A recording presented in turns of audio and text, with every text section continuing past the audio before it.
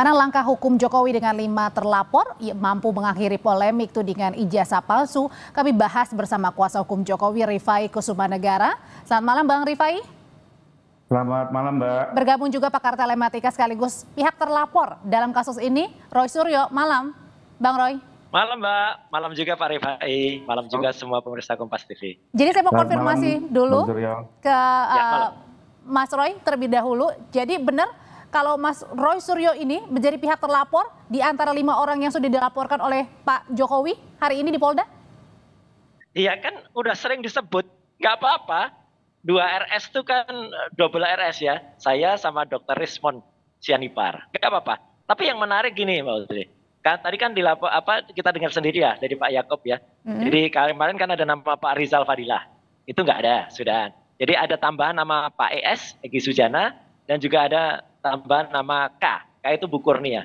Nah ini, ya apa-apa, nanti masyarakat Indonesia biar menilai lah. Jadi seorang mantan presiden itu mempidanakan ya 2 ibu-ibu di sini, gitu kan gitu. Mempidanakan loh dia, mempidanakan Ibu Kurnia dengan Dr. Mas Roy, kalau tadi Mas Roy pakai kata-katanya adalah nggak apa-apa biar masyarakat tahu bahwa seorang mantan presiden melaporkan kasus dugaan ijazah palsu ini. Kenapa sih? Apa yang dimaksud dalam hal ini? Iya bagus, artinya kan sebenarnya kan kasus ini sampel. Benar kata Pak Jokowi, kasus ini sebenarnya sederhana. Kalau dari awal itu Pak Jokowi itu menunjukkan ini loh ijazah saya, dengan ramahnya itu sebenarnya tidak akan ada masalah. Jadi dari situ mungkin masyarakat langsung bisa melihat, tidak akan timbul kecurigaan, kemudian bahkan mungkin curiosity atau istilah sekarang keponya para ahli meneliti itu nggak banyak, tapi karena selalu disembunyikan, nah itulah malah tadi kan kita dengar juga mediasi tidak akan mempublikasikan kayak gitu kan, ini menjadi lucu ya, makanya nggak apa-apa, semua punya hak ya. Jadi kita menghormati juga, hormati Pak Jokowi untuk melaporkan itu dan mempidanakan termasuk 2 ibu-ibu tadi, ya gitu, dan hormati kami juga untuk menyampaikan secara ilmiah, dan kalaupun ilmiah itu nanti harus ditandingkan atau harus dilawankan dengan hukum, nah nggak apa-apa, biar saja, biar masyarakat yang menilai dan biar ini menjadi diskursus yang bagus untuk masyarakat. Oke, saya ke Bang Rifai. Bang Rifai, kalau tadi Pak Jokowi setelah didalami sebagai saksi keterangannya, ini menyatakan bahwa ini sebenarnya kasusnya biasa tergolong ringan ya, tapi kemudian kenapa akhirnya melapor Pak Jokowi dan sudah begitu juga melapornya ke Polda Metro Jaya? Oke, sebenarnya kami ini sudah menangani persoalan ijazah ini sejak 2 tahun yang lalu Mbak, dan sebagai advokat kami sudah menjelaskan banyak hak hukum yang bisa digunakan, baik gugatan perdata maupun laporan pidana, tapi Pak Jokowi berulang-ulang menyatakan saya tidak akan menggunakan hak tersebut, apalagi saya sebagai presiden, karena jangan sampai dianggap menyalahgunakan kekuasaan atau dan sebagainya macamnya. Nah, dengan demikian waktu itu kami hanya sekedar menghadapi gugatan, tapi setelah 6 bulan beliau lengser, ternyata isu ini kembali bergulir, bahkan menjadi lebih masif ya, seperti tadi Bang Suryo bilang, sebenarnya ditunjukkan saja sudah selesai. Nyatanya tidak demikian, kami pantau gitu. UGM sendiri, rektor dan dekan sudah menyatakan itu clear, Pak Jokowi betul kuliah, tetap terus dicari persoalannya, entah fontnya lah, entah fotonya lagi, lari lagi ke skripsi, dari situ objek berpindah ke skripsi. Dari skripsi lari ke lembar pengesahan. Jadi intinya ini dicari-cari permasalahannya jadi begitu ya? Jadi kami melihat ini bukan menguji kebenaran, tapi memang tujuannya adalah untuk menyudutkan, mencemarkan nama baik beliau. Betul ya. Begitu Mas Roy, kalau ini tujuannya adalah untuk mencemarkan nama baik, mencari-cari masalah. Gini. Kenapa ini berkembang ya? Karena dulu dalam setiap, tadi betul kalau sudah 2 tahun yang lalu Pak dan kawan-kawan itu sudah mendampingi. Tapi waktu itu kan tidak pernah ada dihadirkan yang namanya ijazah itu. Bahkan Dekan Fakultas Kehutanan UGM, Pak Sigit Sunarta, itu pun hanya menunjukkan fotokopi saja, hitam putih. Dan baru ketika kemudian ada yang namanya seorang kader partai, yaitu berani memposting itu di X dan dia menuliskannya asli, gitu kan. Nah, dan itu berwarna.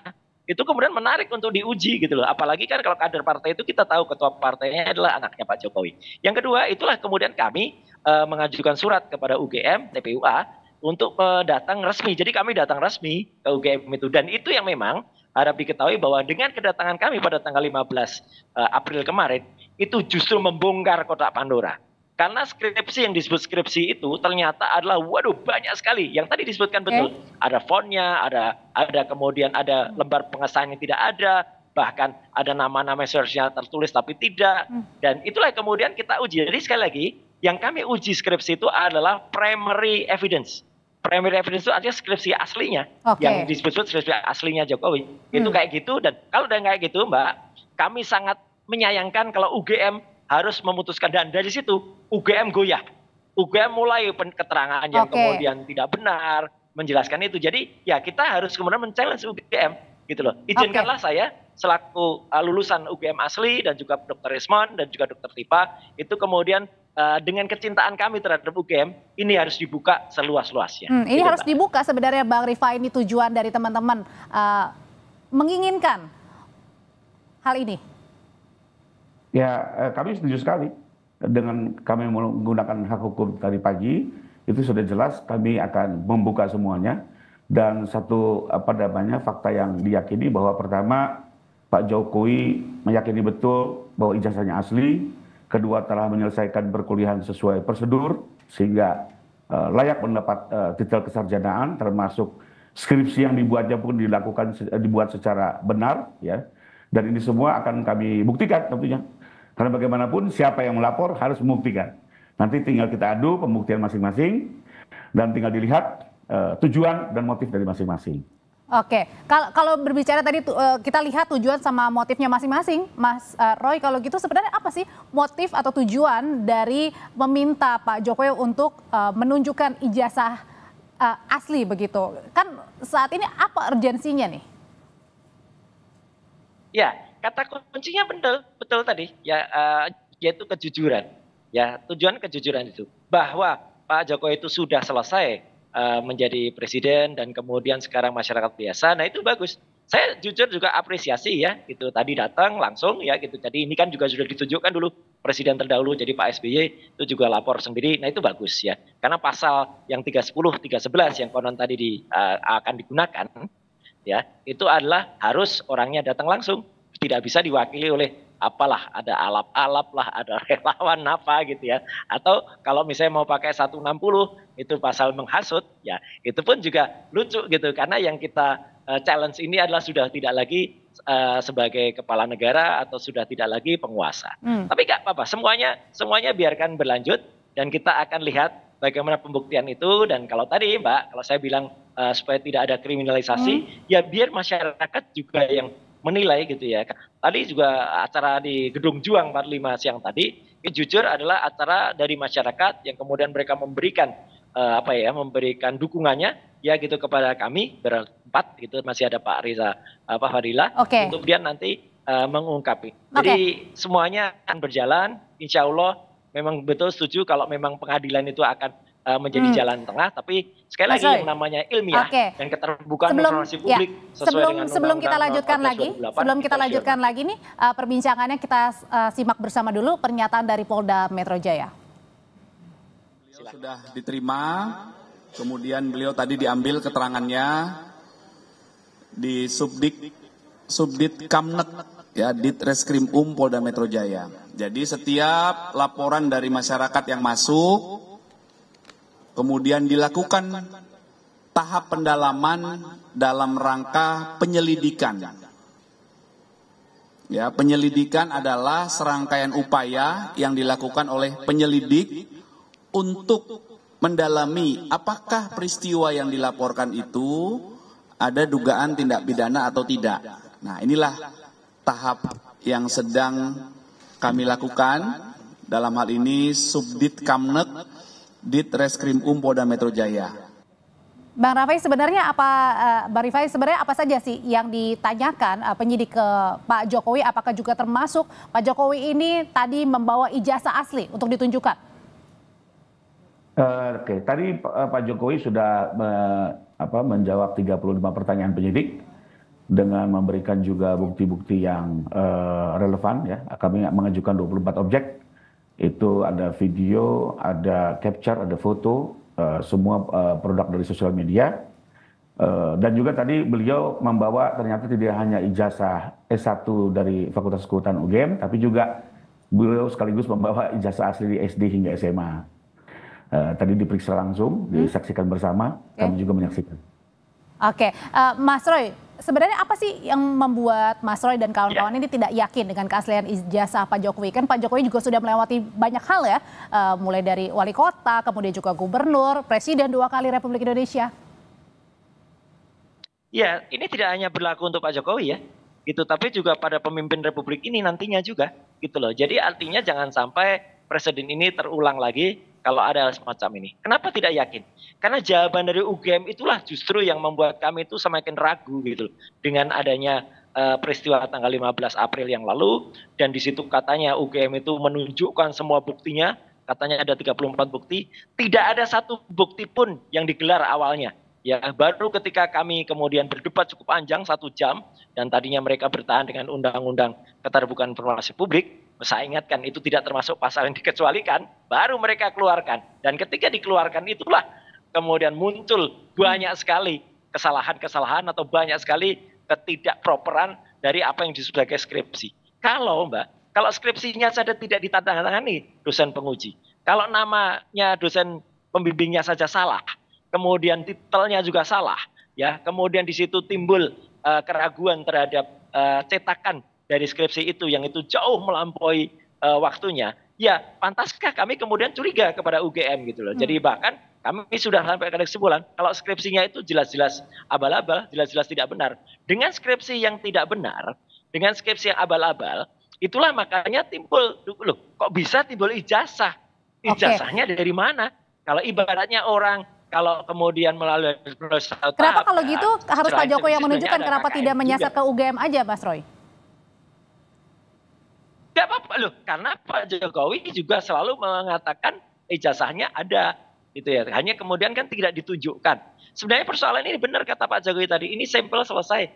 Kalau kemudian beliau tunjukkan waktu itu ya, waktu di awal itu, sehingga mungkin ibaratnya ada insting dari para peneliti ini, kemudian akademisi yang kemudian kami ini cinta pada kampus, kemudian tidak perlu terjadi gitu loh. Karena apa? Karena sudah clear dari awal. Tapi karena tidak ditunjukkan, bahkan berkali-kali sidang juga tidak disampaikan, itu yang membuat kemudian muncul gitu, Mbak. Oke, jadi kayaknya ada rasa greget nih Bang Rifai, buat teman-teman juga. Ini kenapa kalau mudah, kalau simpel, kenapa tidak langsung ditunjukkan aja ke publik? Kan sudah selesai, tidak perlu melalui proses panjang seperti ini. Dari awal kami sudah memprediksi bahwa tidak sesimpel itu, dan ternyata betul adanya.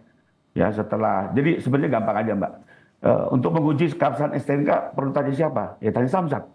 Untuk menguji jasa tanya siapa? Ya tanya kampus. Kampusnya sudah mengklarifikasi, malah diserang, dicari lagi objek lain, Tapi begini Mbak, buat saya ini ada pendidikan politik dan pendidikan hukum yang cukup baik. Ya pertama, agar perkara ini betul-betul murni hukum, maka memang sekarang saatnya untuk melakukan upaya hukum, di mana Pak Jokowi pun sudah tidak lagi menjadi penguasa, dan Pak Jokowi pun juga menggunakan haknya sebagai warga negara. Jadi kita harapkan perkara ini berjalan sesuai apa adanya, objektif, berimbang, ya, dan tidak terpolitisasi. Itu yang pertama. Kedua, pendidikan hukum yang baik di sini adalah ini mungkin pembelajaran buat masyarakat di era kebebasan, ya, berdemokrasi, digital informasi, ternyata juga masih ada hak-hak hukum setiap warga negara yang perlu dijaga dan dihormati. Ya, kalau tadi misalnya disinggung oleh Bang Roy bahwa ini melakukan penelitian ilmiah, pertanyaannya apakah berkompeten, apakah memiliki kewenangan, apakah prosedurnya benar, dan yang terakhir apakah benar dipublikasi kepada publik secara berulang-ulang, sehingga kita memang melihat ini tidak lagi sesimpel apa yang disampaikan oleh Bang Suryo, dan kami juga tidak mau berandai-andai, kita gunakan hak hukum, biarkan berjalan, dan perlu dicatat Mbak, kami juga tetap menghormati asas praduga tidak bersalah, di mana dalam laporan pun kami tetap menyatakan terlapor dalam penyelidikan, tanpa perlu menyebut nama-nama, karena ini juga bagian dari kami mengedukasi masyarakat agar tidak mempolitisasi sebuah proses hukum, biarkan bekerja secara independen. Mas Termasuk nanti siapapun terlapornya, saya tidak bilang Bang sudah terlapor ya. Saya tidak bilang, karena sampai saat ini masih bersifat lidik ya. Tapi siapapun juga nanti silakan menggunakan hak hukumnya, ya, membuktikan, dan ini semua akan berjalan secara objektif dan transparan, saya pikir. Kalau gitu Mas Roy juga sudah siap nanti pembuktiannya karena kan ada juga kekhawatiran dari Mas Roy sendiri tadi bilang jangan ada kriminalisasi kasus ini.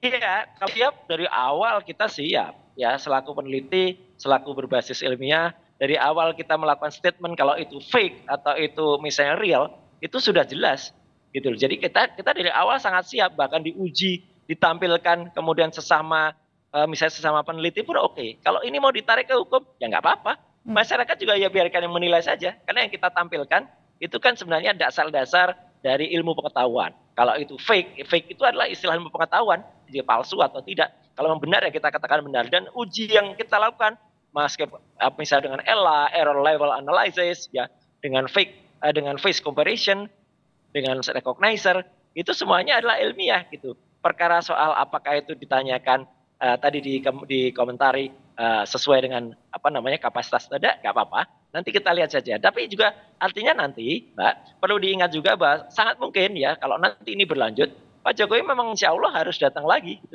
Karena kan pemeriksaan tadi baru pemeriksaan awal, gitu loh, baru di SPKT, baru di BAP di awal, kan belum diperiksa.